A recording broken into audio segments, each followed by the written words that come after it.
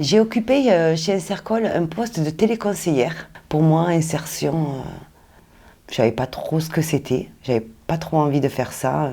Et quand on m'a expliqué qu'on nous accompagnait dans notre projet professionnel, je me suis dit, eh ben, c'est l'occasion de foncer. J'ai pu faire des stages en immersion, j'ai pu faire des enquêtes métiers. Ça m'a vraiment confortée dans mon choix.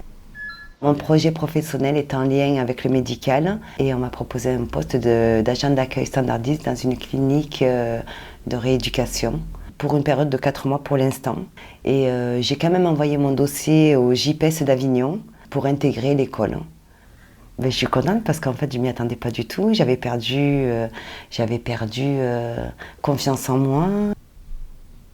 Insercol m'a apporté beaucoup. J'ai rencontré de très belles personnes qui nous ont boostés.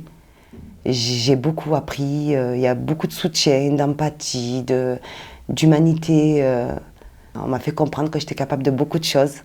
Et effectivement, quand on veut, on peut. Vraiment, ça a été un tremplin. Je ne m'inquiète pas pour les personnes qui vont rentrer et qui sont rentrées à Insercol, peut-être avec la crainte que moi j'ai eue. Je sais que quand ils seront là, qu'ils sachent ou pas leur projet professionnel, ils seront accompagnés, très bien accompagnés. Ils vont beaucoup apprendre sur eux. Ça leur permettra de découvrir au plus profond d'eux vraiment ce qu'ils auront envie de faire. Ils vont avoir une très belle expérience. Ils vont ressortir de là plus forts. Et Insercol ne nous lâche pas si on n'a pas un contrat derrière. J'aborde l'avenir avec sérénité. Je sais que là, j'ai un contrat, que j'ai toutes mes chances d'intégrer le JPS si mon contrat n'est pas renouvelé à la clinique de rééducation.